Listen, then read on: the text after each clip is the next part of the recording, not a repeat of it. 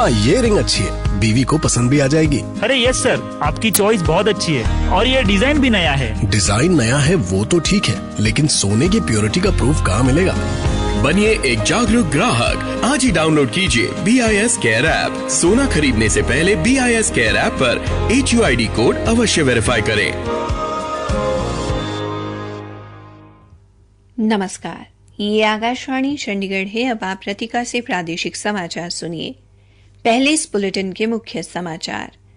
चंद्रयान तृतीय ने चंद्रमा की सतह पर उतरने के लिए सुरक्षित क्षेत्र की पहचान करने की प्रक्रिया शुरू की। हरियाणा सरकार प्रदेश में CNG व PNG बुनियादी ढांचे के विकास हेतु उपयोग का अधिकार और रास्ते का अधिकार नीति लागू करेगी। हरियाणा सरकार नशा मुक्त हरियाणा अभियान को गति देने के लिए 1 से 25 सितंबर तक साइकिल रैलियों का आयोजन करेगी। हरियाणा के सहकारिता मंत्री डॉ बनवारी लाल ने भाली अनंतपुर स्थित चीनी मिल में पेट्रोल पंप का उद्घाटन किया और कहा कि सभी चीनी मिलों को घाटे से उबारने के प्रयास किए जा रहे हैं और हरियाणा सिख गुरुद्वारा प्रबंधक समिति की मतदाता सूची के लिए नाम पंजीकरण की प्रक्रिया 1 सितंबर से शुरू होगी। अब समाचार विस्तार से। चंद्रयान तृतीय ने खतरे का पता लगाने और उससे बचाव के लिए लैंडर में लगे कैमरे की मदद से चांद की सतह पर सुरक्षित लैंडिंग क्षेत्र की पहचान करने की प्रक्रिया शुरू कर दी है।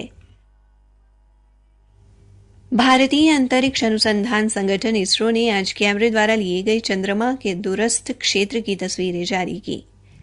ये तस्वीरें पत्थरों या गहरी खाइयों से मुक्त सुरक्षित क्षेत्र का पता लगाने में मदद करेंगी। इस विशेष उपकरण को अहमदाबाद स्थित अंतरिक्ष एप्लीकेशन सेंटर ने विकसित किया है, जो इसरो का एक प्रमुख अनुसंधान और विकास केंद्र है।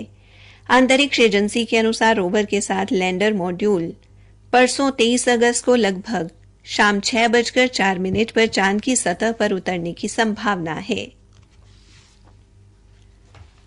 हरियाणा सरकार प्रदेश में CNG और PNG के बुनियादी ढांचे के विकास हेतु उपयोग का अधिकार और रास्ते का अधिकार नीति लागू करेगी।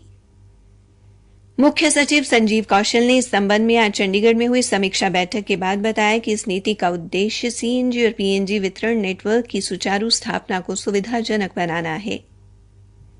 मुख्य सचिव ने CNG व PNG बुनियादी ढांचा परियोजनाओं के कार्यान्वयन की निगरानी हेतु राज्य स्तरीय शीर्ष निगरानी समिति के गठन की भी घोषणा की है। इस समिति में उद्योग एवं वाणिज्य तथा शहरी विकास एवं स्थानीय निकाय विभाग के प्रतिनिधि शामिल होंगे। उन्होंने कहा कि निश्चित समय सीमा के भीतर CNG व PNG पाइपलाइन बिछाने हेतु उपयोग का अधिकार एवं रास्ते का अधिकार संबंधी प्रक्रियाओं के लिए एक ऑनलाइन सेवा मॉड्यूल जारी करने को कहा गया है। मुख्य सचिव ने यह भी बताया कि मानक संचालन प्रक्रिया का मसौदा तैयार कर लिया गया है। हरियाणा सरकार द्वारा नशा मुक्त हरियाणा अभियान को गति प्रदान करने और स्वस्थ जीवन शैली को प्रोत्साहित करने के उद्देश्य से 1 से 25 सितंबर तक साइक्लोथॉन यानी साइकिल रैलियों का आयोजन किया जाएगा। मुख्यमंत्री मनोहर लाल 1 सितंबर को करनाल से साइक्लोथॉन का आगाज करेंगे और इसका समापन 25 सितंबर को यमुनानगर में होगा। इसके अलावा जिलों में भी अपने स्तर पर साइक्लोथॉन का आयोजन किया जाएगा। एक सरकारी प्रवक्ता ने बताया कि मुख्यमंत्री के प्रधान सचिव वी उमाशंकर ने आज चंडीगढ़ से वीडियो कॉन्फ्रेंसिंग के माध्यम से जिला उपायुक्तों और पुलिस अधीक्षकों के साथ बैठक कर ये जानकारी दी।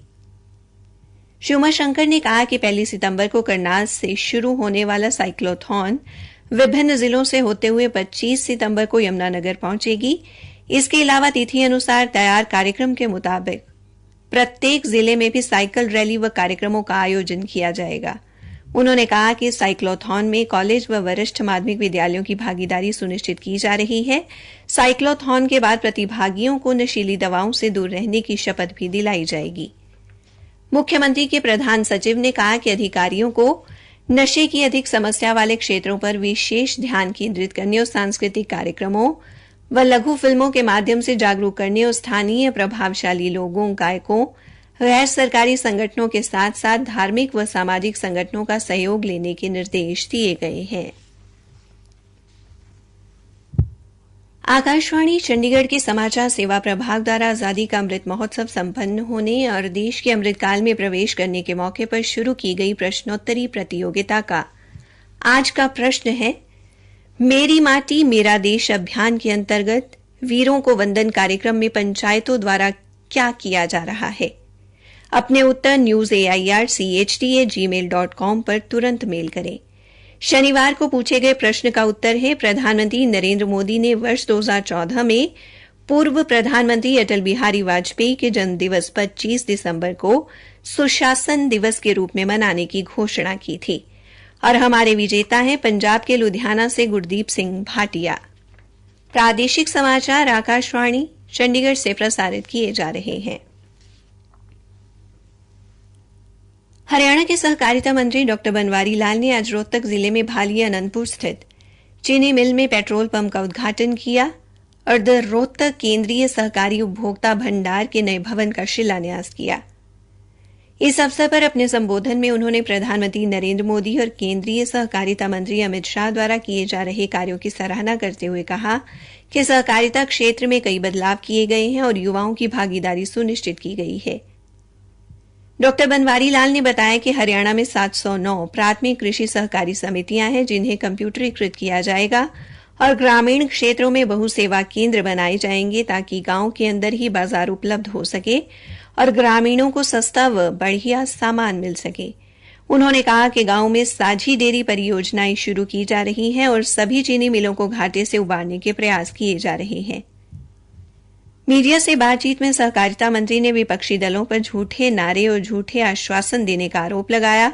उन्होंने कहा कि गत लगभग 9 वर्षों से प्रदेश में सबका साथ सबका विकास की भावना से बिना भेदभाव काम किया जा रहा है।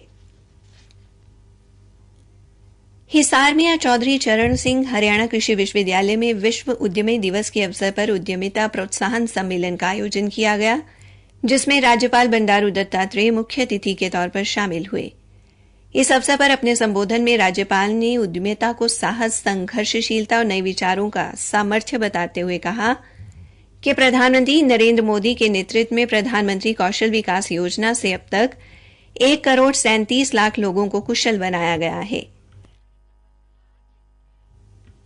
उन्होंने कहा कि केंद्र सरकार ने उद्यमिता के क्षेत्र में स्टार्टअप इंडिया अभियान सहित कई महत्वपूर्ण कदम उठाए हैं।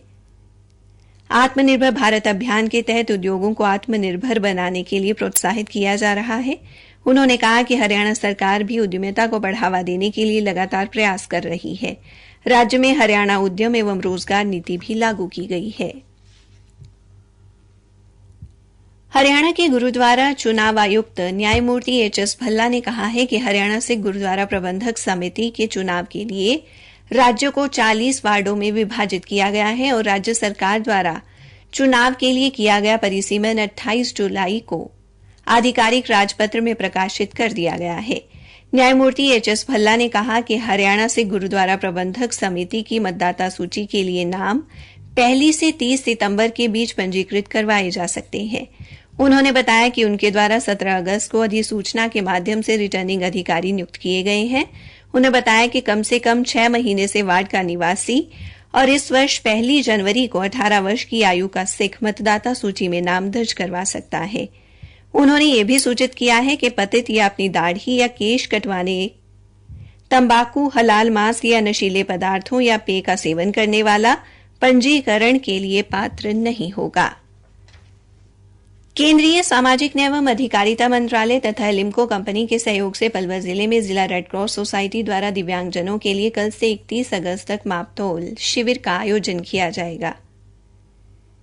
जिला रेड क्रॉस सोसाइटी के सचिव वाजिद अली ने बताया कि इन शिविरों में दिव्यांगजनों का जीवन सरल व सुगम बनाने के लिए सहायक उपकरण प्रदान करने हेतु पंजीकरण एवं मापतोल किया जाएगा। हरियाणा के कला एवं सांस्कृतिक कार्य विभाग द्वारा मेरी माटी मेरा देश अभियान के तहत 3 दिवसीय सांग उत्सव आयोजित किया गया है।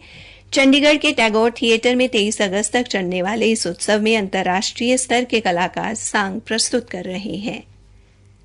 अंत में मुख्य समाचार एक बार फिर। चंद्रयान तृतीय ने चंद्रमा की सतह पर उतरने के लिए सुरक्षित क्षेत्र की पहचान करने की प्रक्रिया पूरी की। हरियाणा सरकार प्रदेश में सीएनजी व पीएनजी बुनियादी ढांचे के विकास हेतु उपयोग का अधिकार और रास्ते का अधिकार नीति लागू करेगी। इसी के साथ ये समाचार बुलेटिन समाप्त हुआ।